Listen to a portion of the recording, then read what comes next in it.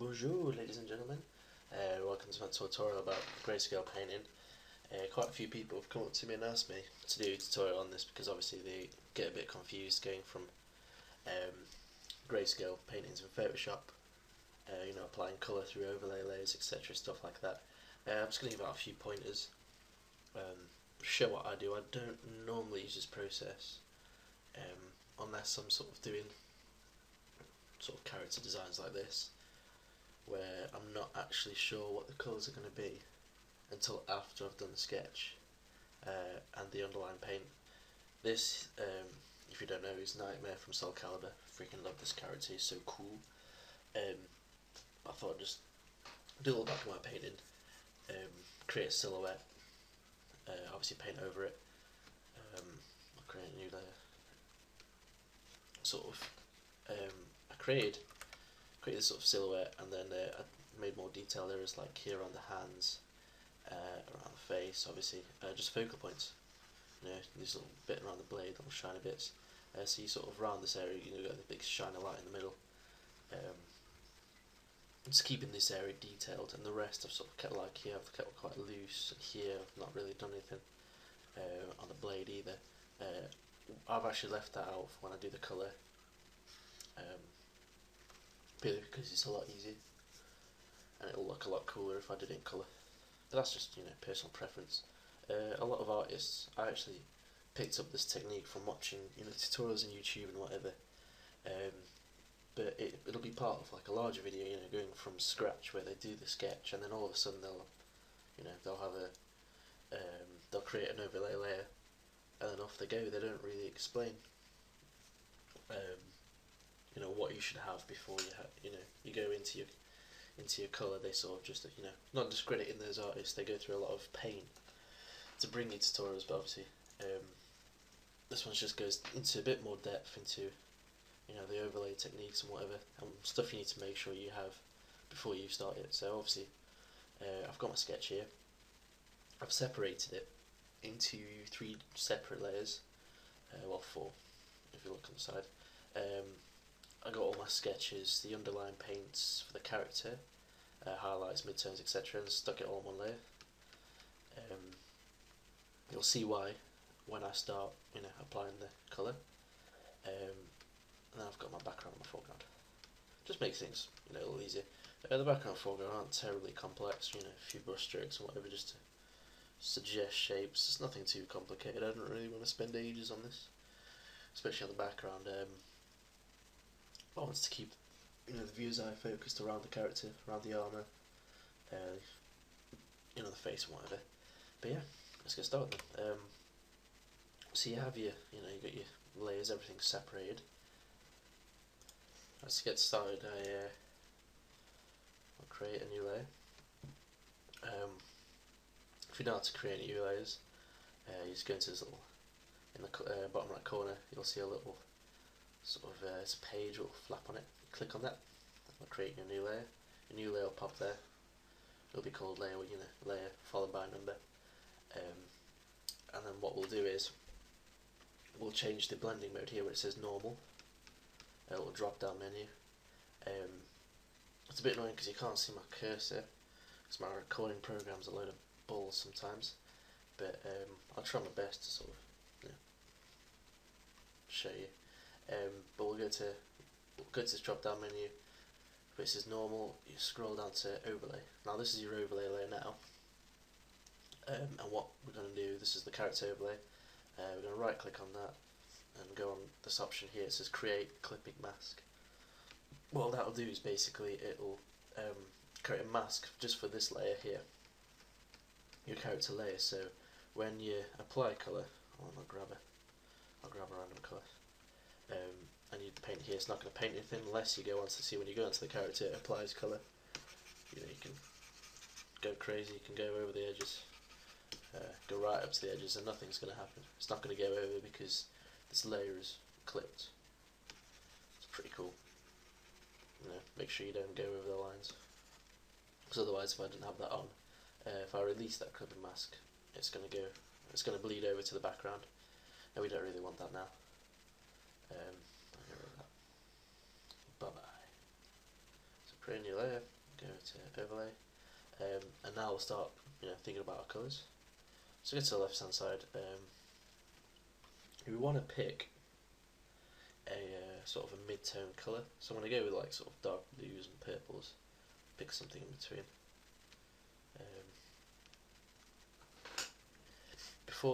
Another thing to keep in mind before you do this technique is you want to be painting in grayscale. I know, like, in quite a few areas I've sort of gone nearly pure black, and that's just because I wanted to sort of get a lot of high contrast just in this image. Pure black will create that sort of stylized look. But yeah, if you want to sort of create quite a realistic, well-toned look, to get the most out of this, you want to be painting purely in grayscale. And what I mean by grayscale is, if you go to your colour palette, you want to be avoiding sort of these here, these pure whites and these pure blacks, because what it'll do is when you go in your overlay layer, you apply your colour, the colour's not going to go over pure black or white, it will just stay pure black or white. So you want to be painting in this area here, the sort of grayscale area, just like a pencil, I guess. And then for brushes, I'll create my clipping mask. For brushes, to apply my new layer, I use a soft round brush, something like this. Hardness all the way down to 0, nice and soft, fluffy edges. If you press F5, you'll go into this little brush menu at the side. We'll want to go to Shape Dynamics first of all. I usually keep the size here about 1 to 5%, anywhere between there, it's fine. And the minimum diameter usually, these usually stay at 0. Make sure your control there is set to pen pressure. If you don't have a pen, it might be a little harder. And then we'll go down here to transfer on CS5 and below. Oh, somebody loves me. My phone. Oh no, it's my mum. Never mind. And it's called Other Dynamics on the CS5 and below, but I'm using CS6 because I'm cool. Going to transfer opacity jitter. Keep that, same 1 to 5%, and make sure that is on. Basically, that'll allow me to keep my opacity here, my brush opacity, at 100% at all times. So, however hard I pressed, on the brush pad, never mind. However hard I press down, that's how much paint. If I press it lightly, it'll sort of get this light colour. Really press down, you get these darker tones. It's pretty neat. Let's get rid of all that. Alright, so that's your brush menus. Press F5, go like that, and start applying sort of this mid-tone to the dude.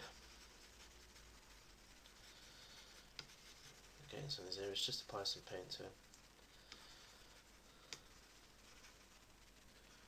Keeping in mind the original design and all that stuff.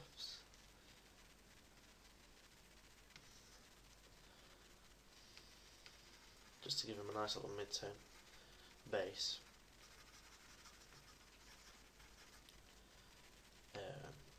And then go into your colour palette, pick some darker tones, especially in these darker areas. You want to just brush over it. Start, just fill in your colour. Pretty simples, yeah. Let's pink something lighter for this. Use bits in the middle.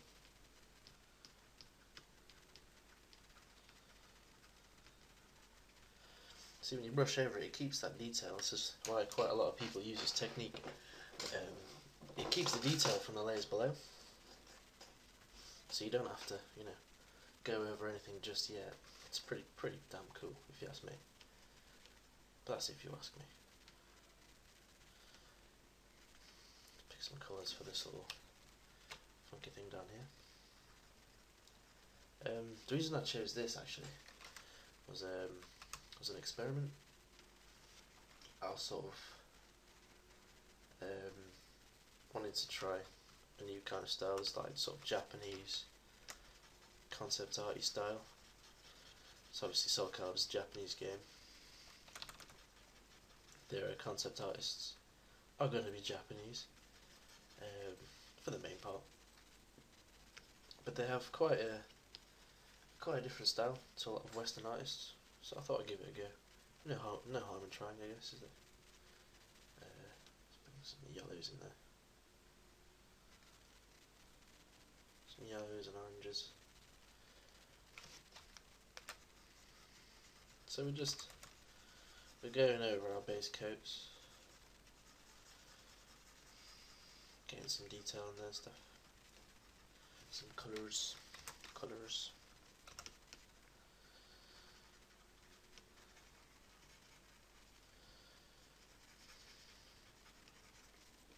It's usually a good idea to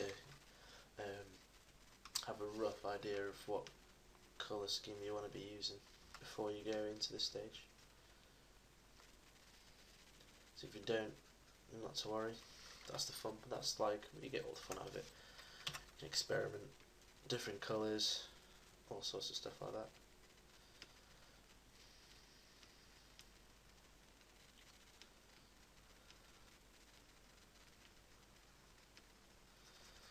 So we're going to be adding different tones, make it look better, pretty badass.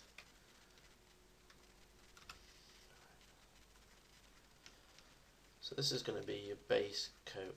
A lot of people sort of think you do your grayscale painting, you want to spend as little time as you possibly can doing your grayscale painting, purely because you don't want to waste too much time. You want to get this stuff done really quick but look awesome at the same time. So you don't want to spend too much time doing your grayscale painting, but the more you do, I guess the less you'll have to paint afterwards. But a lot of people kind of think you just jump in, you go, oh, I'm going to create an overlay layer, throw some paint on it, done. But it's unfortunately it's not. you gotta apply your base coat, and then from there you just jump in. You go in, you know, make the finer details. You layer after layer until you've got it all right.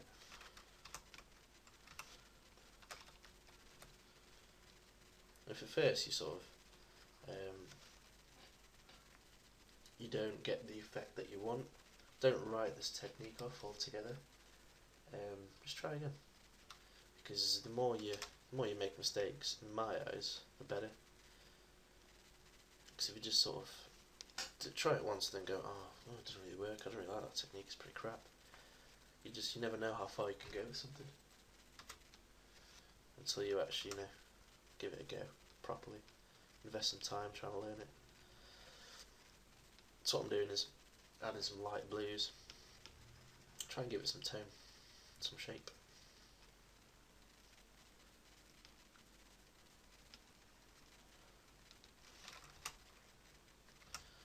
I'm constantly colour picking from the image. That's something I do a lot, purely because it makes blending a lot easier. So if you're going in and you're picking colours from the side all the time, you're gonna get some muddy effects, and stuff isn't gonna look as blended as it should. Going in, little teeth on his belly.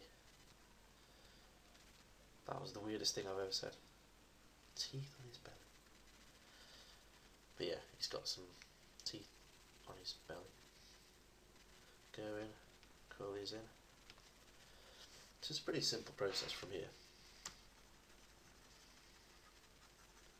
You know, you've done most of the hard work already. Figuring out your composition, your sketch, doing a lot of the tonal work. All you're really doing is adding a colour layer. So go in here, add these lines bits, grab some of these blues.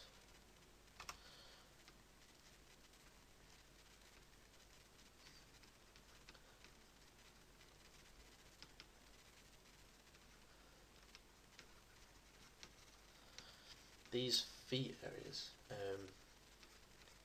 once I've sort of gone over them with this overlay, I'll go back to them later and then flesh them out using colours, because I can just colour pick from around the character. It's pretty neat,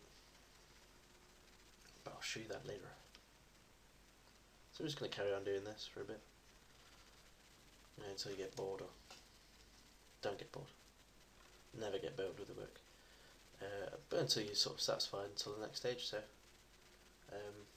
I'll carry on doing this, spare you getting bored, and then we'll move on to the next stage. Right, cool. So just added a few things here and there, filled in the background, added a few details like on the armour and stuff like that. Not major changes, using the same technique, going over it, but now once you've applied the colour, I'll just spend 5 minutes showing what I do from here. What I actually do is create a new layer. Just click on that little button there, create a new layer. I'll go to layer, new, and then this will just be a normal layer over the whole thing. We don't clip it to anything or anything like that. And now we go in just with like a soft round brush or anything like that, and we start going in with the finer details. Around here we'll start adding in these lights and darks. And we'll actually start detailing. So I've given some gold and let's bring out these elements.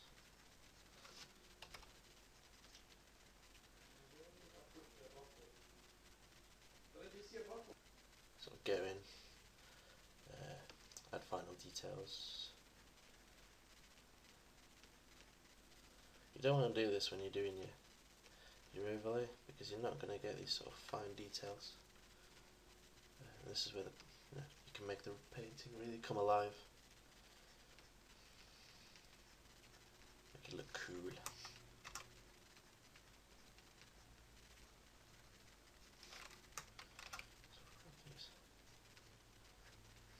This is like once you add your overlay, that should be your halfway point in your painting. Once you decide, the grayscale should only be to decide your composition, where you're gonna your darks and your lights, stuff like that. Shouldn't really be anything more than that. So you don't want to spend too long on it, or you're going to get a bit bogged down. And you'll find it gets a bit tedious, and you're more likely to give up. Just adding some finer details here around the face, especially where the viewer is going to be looking most.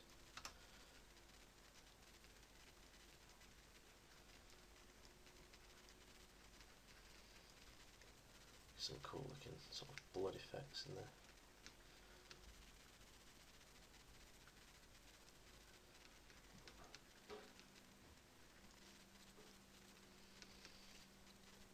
So you just want to kind of have fun with it, really. If you get to your, if you apply your overlay and you sort of decide, oh, it looks crap, I don't really like it, just, you can just take the overlay off and start again. So, it's such an easy process. It takes you 5 minutes. You're not really missing out on much. That's the beauty of it. It's very editable. I'm just going to add these sort of finer effects. Probably make this brush a bit harder.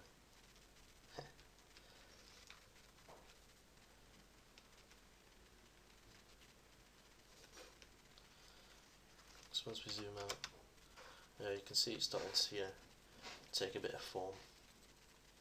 Add some character to it. It's starting to look a bit more like three-dimensional. stuff like that. These sharper bits.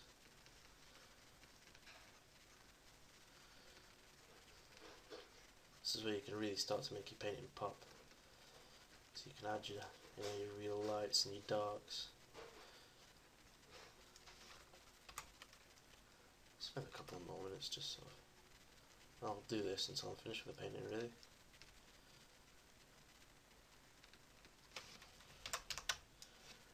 I'll go with yeah, just pretty much carry on doing this until I'm done. I just want to show you a few, the few steps you take when you applying your overlay layer. It should just be, a quick and simple process anyway. A few things to keep note of though is make sure, like the one thing I've learned is make sure you do grayscale. Don't use pure blacks or whites unless you absolutely mean to, like areas like sort of on the arms and stuff like that, where I wanted to make the area sort of pop, like in the middle of his chest as well. I use pure whites, but try and avoid it. But yeah, I hope it's useful.